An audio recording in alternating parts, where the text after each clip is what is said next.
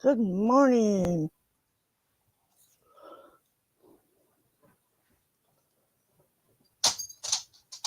Hello, Lily. So today is Saturday, August 19th. Gonna go camping, but brother-in-law had to work, so we didn't go. Maybe another weekend. Sorry about all the racket. That is my dog.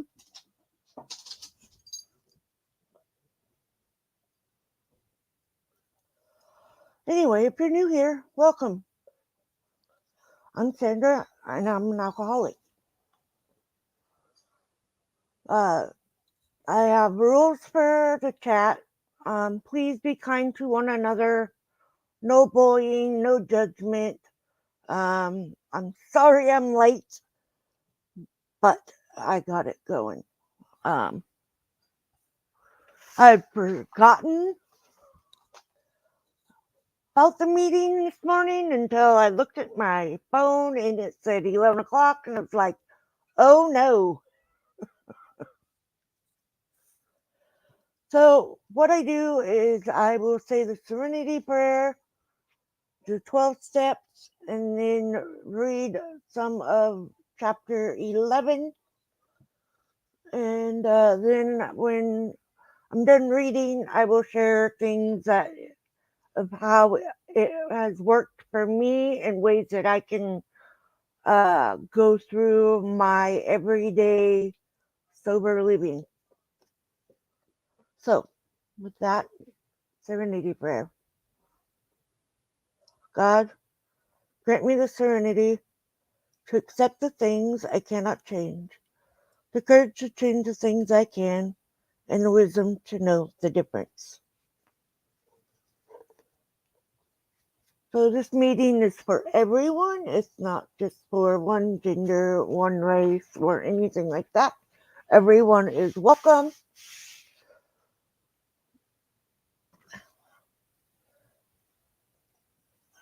Hello, Metal Face Doom. Hopefully I didn't butcher that. Okay, I'm going to read the 12 steps, which you can find in the 12 Steps and 12 Traditions book in the contents. It's in the front of the book. When I have my co-host with me, we split it up, and then Keel or I read the traditions. But being it's just me, I'm just sticking with the steps and then the big book. So, step one, we admitted we were powerless over alcohol, that our lives had become unmanageable. Two, came to believe that a power greater than ourselves could restore us to sanity. Three, made a decision to turn our will and our lives over to the care of God as we understood Him. 4, made a searching and fearless moral inventory of ourselves. 5, admitted to God, to ourselves, and to another human being the exact nature of our wrongs. 6, we're entirely ready to have God remove all these defective characters. 7, humbly asked Him to remove our shortcomings. 8, made a list of all persons we had harmed and become willing to make amends to them all. 9, made direct amends to such people wherever possible, except when to do so would injure them or others. 10, continued to take personal inventory and when wrong, promptly admit it. 11, sought through prayer and meditation to improve our conscious contact with God as we understood Him, praying only for knowledge of His will for us and the power to carry that out. 12, having had a spiritual awakening as a result of these steps, we tried to carry this message to the alcoholic and practice these principles in all our affairs.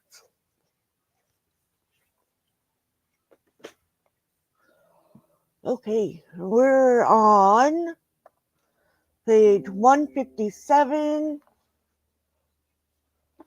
and I'm going to start at 2 days later.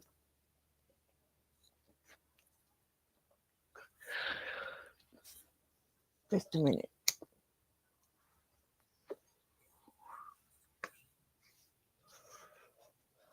Two days later, a future fellow of Alcoholics Anonymous started glassily at the stranger's bedside beside his bed. Who are you, fellows? And why this private room? I always in a word before. Said one of the visitors, we're giving you a treatment for alcoholism. Hopelessness was written large on the man's face as he replied, oh, but that's no use. Nothing would fix me. I'm a goner. The last 3 times I got drunk on the way home from here. I'm afraid to go out the door. I can't understand it. For an hour, the two friends told him about their drinking experience. Over and over, he would say, that's me, I drink like that. The man in the bed was told of the acute poisoning from which he suffered, how it deteriorates the body of an alcoholic and warps his mind. There was much talk about the mental state preceding the first drink. Yes, that's me, said the sick man.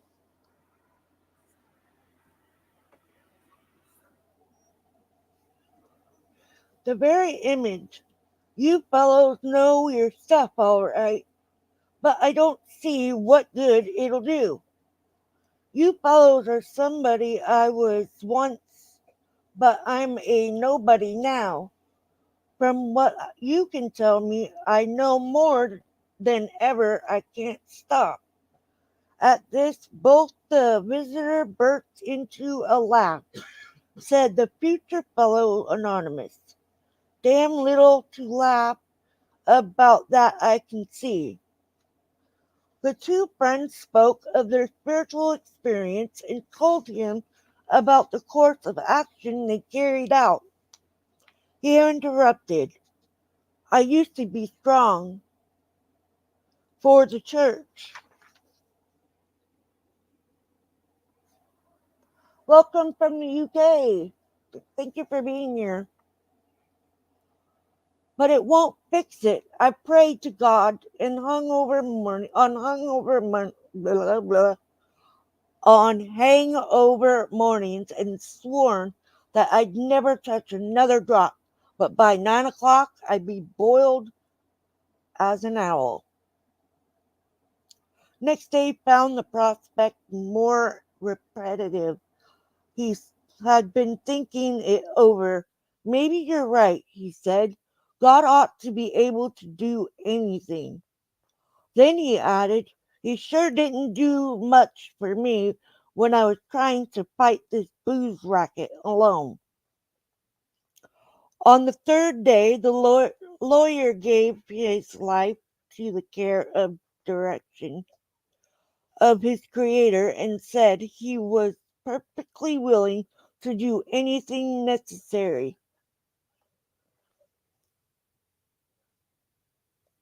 His wife came scarcely daring to be hopeful, though she thought she saw something different about her husband already. He had begun to have a spiritual experience. That afternoon, he put on his clothes and walked from the hospital a free man. He entered a political campaign, making speeches, frequenting men's gathering places of all sorts. After staying up all night, he lost the race by only a narrow margin, but he had found God, and in finding God, had found himself. That was in June 1935. he never drank again. He too had become a respected and useful member of his community. He has helped other men recover and is a power in the church from which he was long absent. So you see, there were three alcoholics in that town who now felt they had to give to others what they had found or be sunk. After several failures to find others and or a fourth turned up, he came through an acquaintance who had heard the good news. He proved to be a devil may care young fellow whose parents could not make out whether he wanted to stop drinking or not.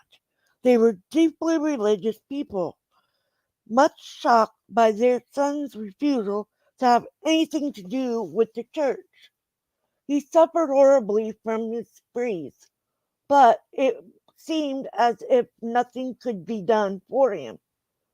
He con- consented, however, to go to the hospital where he ac- accompanied, occupied the very room recently vacated by the lawyer. He had three visitors. Uh, After a bit, he said, "The why you fellows put this spiritual stuff makes sense. I'm ready to do business. I guess the old folks were right, after all."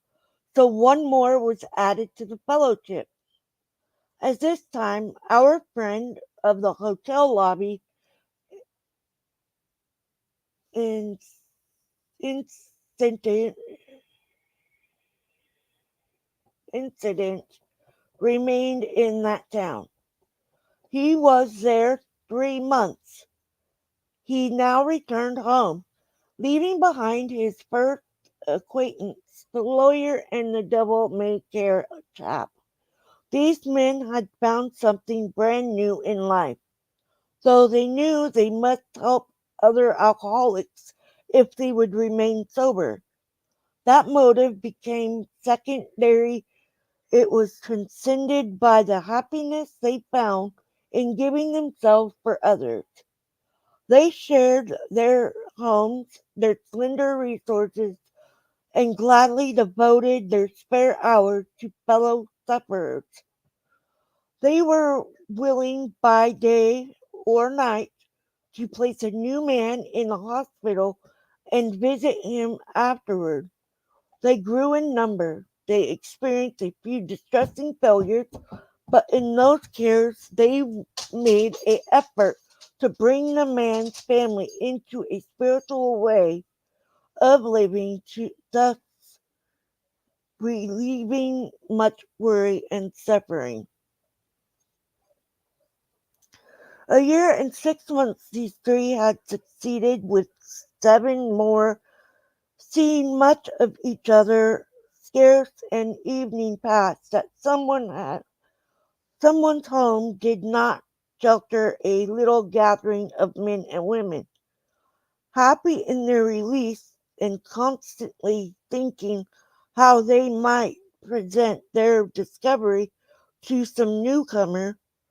In addition to these casual get togethers, it became customary to set apart one night a week for a meeting to be attended by anyone or everyone interested in a spiritual way of life. Aside from fellowship and sociability, the prime object was to provide a time and place where new people might bring their problems. Outsiders became interested. One man and his wife placed their large home at the disposal of this strangely assorted crowd. This couple has since become so fascinated that they have dedicated their home to the work. Many a distracted wife has visited this house to find loving and understanding companionship among women who knew her to be problem to hear from the lips of their husbands what had happened to them, to be uh, advised how her own wayward mate might be hospitalized and approached when next he stumbled. Many a man, yet days from his hospital experience, he stepped over the threshold of that home into freedom.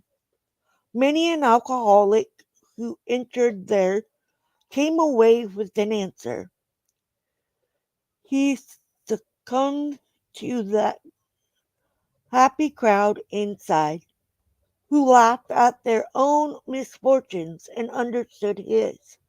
Impressed by those who visited him at the hospital, he capitulated entirely when later, in an upper room of this house, he heard the story of some man whose experience closely tailed with his own. The expression on the faces of the women, that indefinable something in the eyes of the men, the stimulating and electric atmosphere of the place conspired to let him know that here was heaven at last.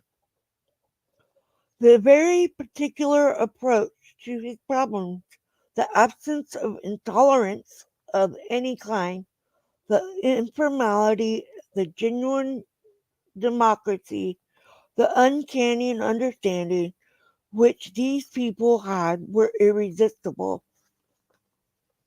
He and his wife would leave elated by the thought of what they could now do for some stricken acquaintance and his or her family. They knew they had a host of new friends. It seemed they had known these strangers always. They had seen miracles and want more to come to them. They had visioned the great reality, their loving and all powerful Creator.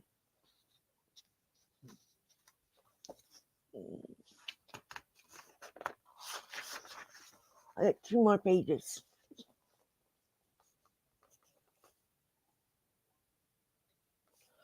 Now, this house will hardly accommodate its weekly visitors, for they number 60 or 80. It's a rule from surrender, or 80 as a rule. Alcoholics are being attracted from far and near, from surrounding towns. Families drove long distance to be present. A community 30 miles away has 15 fellows of Alcoholics Anonymous. Being a large place, we think that someday its fellowship will number many hundreds. But life among Alcoholics Anonymous is more than attending gatherings and visiting hospitals, clearing up old scrapes, helping to settle family differences, explaining the disinherited son to his irate parents, lending money and securing jobs for each other when justified. These are everyday occurrences. No one is too discredited or has sunk too low to be welcomed uh, uh, accordingly. If he means business, social distinctions, petty rivalries, and jealousies, these are laughed out of contingents. Being wrecked in the same vessel, being restored and united under one God, with hearts and minds attuned to the welfare of others. The things which matter so much to some people no longer signify much to them. How could they? Under any if only slightly different conditions, the same thing is taking place in many eastern cities. In one of these is a well-known hospital for the treatment of alcoholic and drug addiction. 6 years ago, one of our members was a patient there. Many of us have felt for the first time the presence and power of God within its walls. We are greatly in debt to the doctor in attendance there, for he, although it might prejudice his own work, has told us of his belief in ours. Every few days his doctor suggests our approach to one of his patients. Understanding our work, he can do this with an eye to selecting those who are willing and able to recover on a spiritual basis. Many of us former patients go there to help. Then, in this eastern city, there are informal meetings such as we have described to you, where you may now see scores of members. There are the same fast friendships, there is the same helpfulness to one another as you find among our Western friends. There is good bit of travel between East and West, and we foresee a great increase in this helpful interchange. Let me get a drink of my coffee.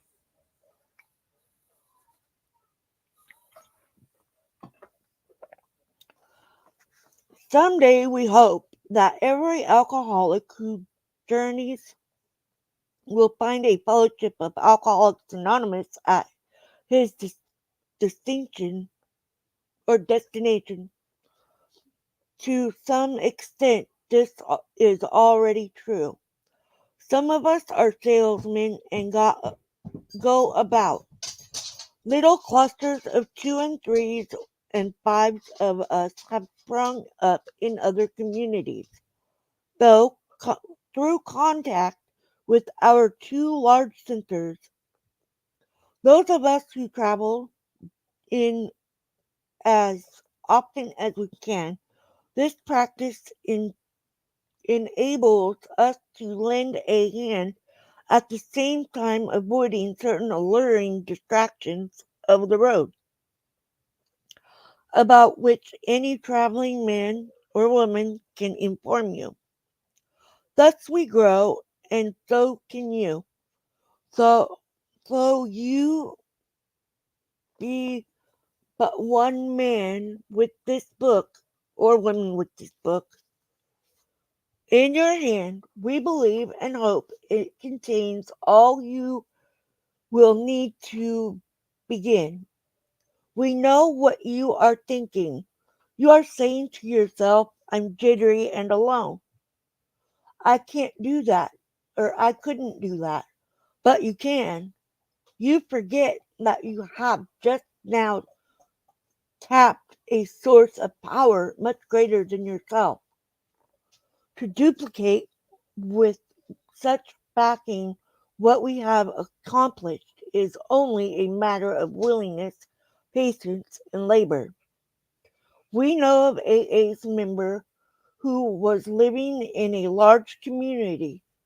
He had lived there but a few weeks when he found that the place somebody contained more alcoholic per square mile than any city in the country.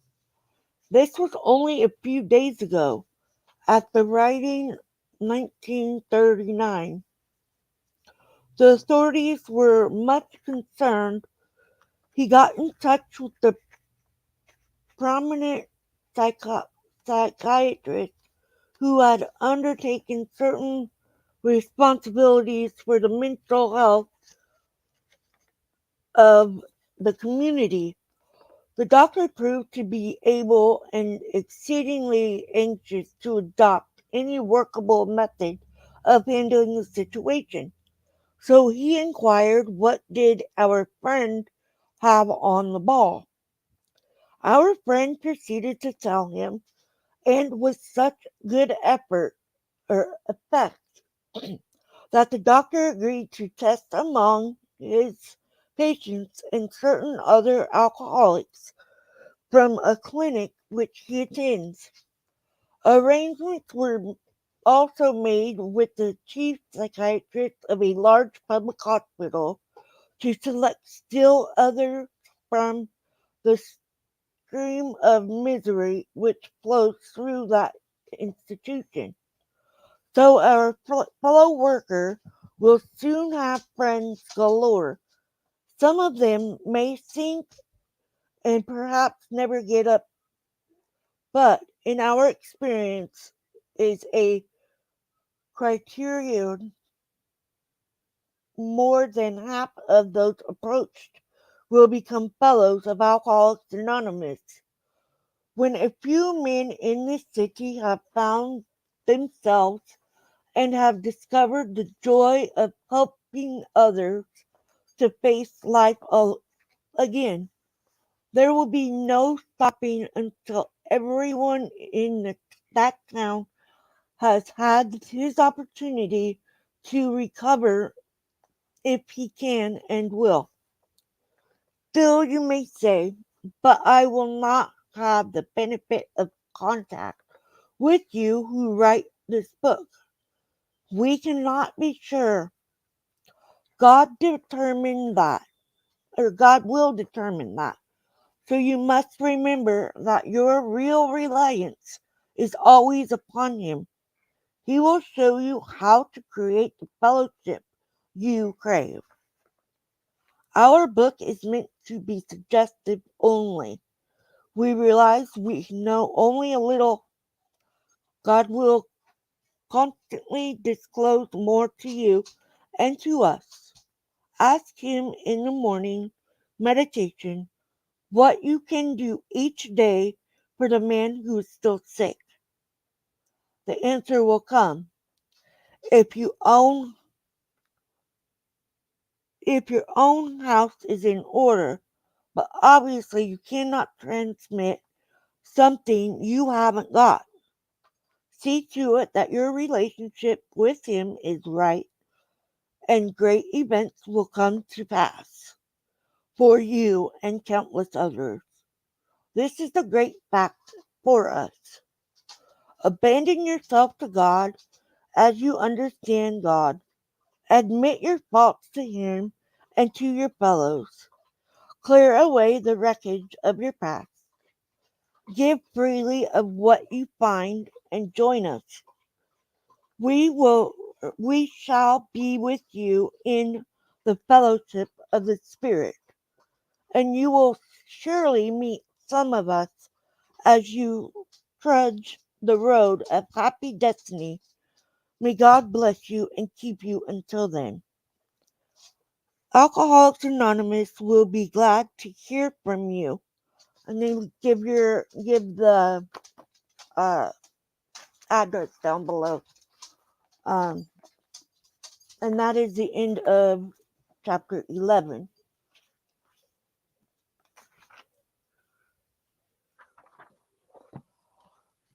And then, so then we get into the personal stories.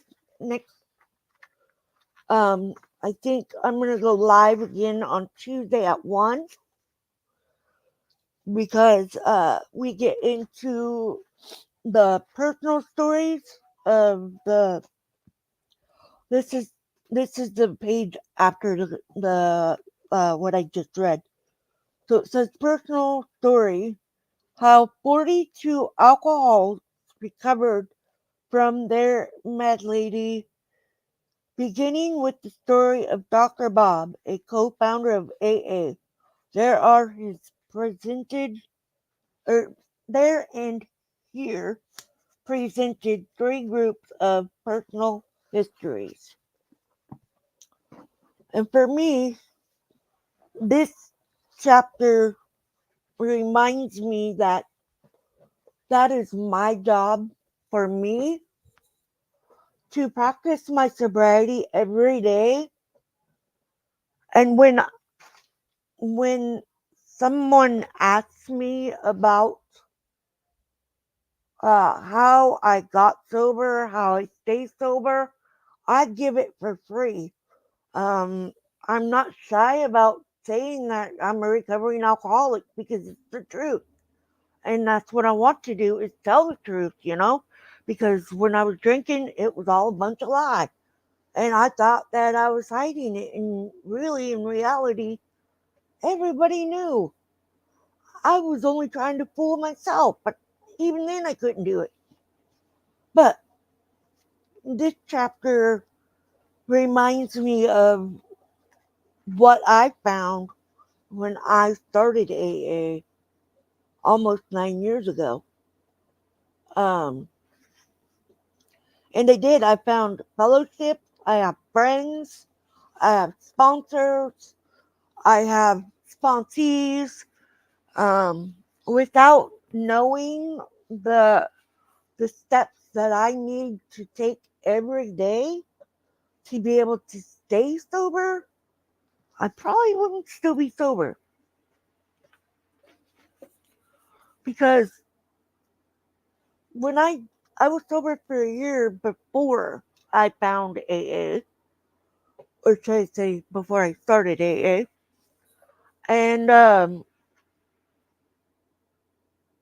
I I planned it out, kind of, not really realizing I did, but looking back, I could see, I probably was thinking I could do that. So I went sober for a year, and then I found my favorite drink in the liquor store. We were there to buy cigarettes, not liquor. But I decided that I was going to get me my favorite drink because it was all mixed in one bottle. It sat in my fridge for a couple of months. And then I drank it. And there was a big mistake. Big old mistake because I went back out and I was out there drinking it up, acting stupid, doing stupid stuff. Um, Not proud of it, but hey, I'm a recovering alcoholic. We did stupid stuff. Um, I headbutted a brick wall and didn't feel a thing. Um, all trying to get a frog, and I got in fights with my family, with my husband, with my kids, with my sister, with my parents. I had no friends, leastways that really cared. Um, but when I started AA, the first meeting I had one of my good friends. I hadn't talked to him for a long time, and I reached out to him to see how he was doing, and I told him about me being an alcoholic, and he says, "Oh, that's not good. I'm the same." And I was like, "What?" And he goes, "Yeah, I'm a recovering alcoholic too." And because I had been sober at that point, and without going to AA yet. And so he's like, "Well, there's an AA meeting in our hometown." And so uh, I went and I met him there. And I left there with a list of phone numbers of the females. And the next day, I was like, I need to go back and um, I needed to go back to another meeting. And so I called three people on that list. The third person answered their phone, and I asked, when is the next meeting? Because I want to come. And I didn't ask her to be my sponsor. She just kind of became that. So, but she's still my sponsor, and I actually have two sponsors. Um, the other one just happens to be one of my old coworkers, and she she reaches out to me still, and I reach out to her often, and I will message her. And if I've had a rotten day or whatever, and she can kind of like sense the way I'm typing stuff. So yeah, she knows when it's a good day or a bad day. But I will tell you, with me being sober, I have experienced a lot of things, good and bad and sad. But I am not trying to cover it up with alcohol. I'm actually having real feelings. The way I feel, I use my voice. As you can tell, I'm using it here. But I don't hide behind my alcoholism because it's not good for me to keep it to myself and to shut myself off from admitting that that is what I am and I'm going to always be that. Some people might say, "Oh no, that's not how it works. After you quit drinking, you're not an alcoholic." But whatever you whatever you want to do is you, you know. But for me, I'm a recovering alcoholic for life. Um, I don't want to go back out and drink, but I can't say I will not because you can't. That's just jinxing yourself. So I will forever say I'm a recovering alcoholic, and that is my hope to stay that way. And but being able to share life, being sober, and having the life I have now, it's not all rainbows and butterflies. Not by any means, but I am glad that I've experienced so many things sober, wonderful things. My kids graduating high school. Um, we are working on planning our vow renewal in 2 years. And we're coming up on 27 years together in a couple of days. So, I mean, but that's the things that I look forward to now that I'm not uh, going to be drunk for.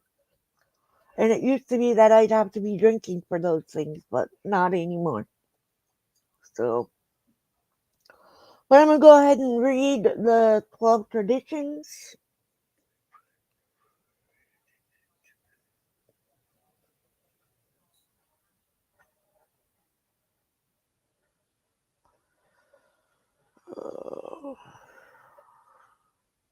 So I have an app which you can download any of them. This one, it has, you put in your sobriety birthday and it'll tell you the year, the month, the days, and then it'll tell you how many days. So I have 8 years, 9 months, and 4 days, and that is 3,199 days of sobriety and still going. And then you can read your daily reflections. You can also read the big book here. You can get your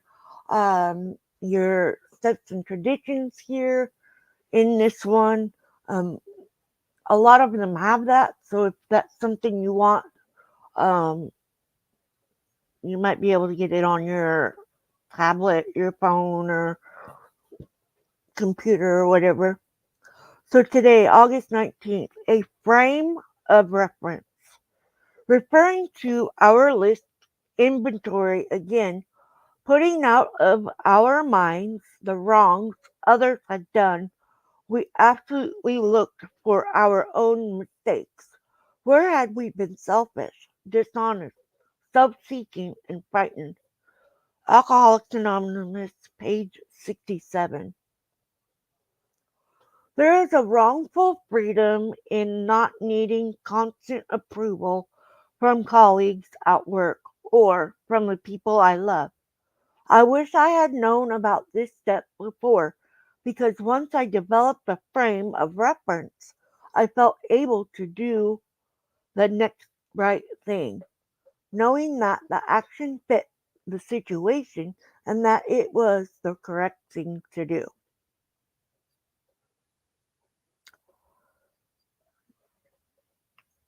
And that is exactly right. So, we're going to have a wonderful sober weekend. Um,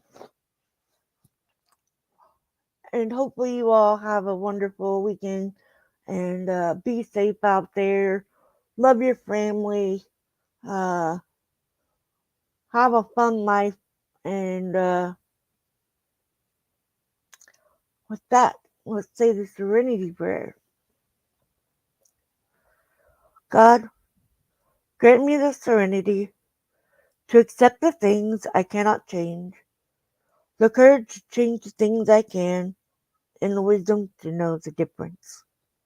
Keep coming back. It works if you work it.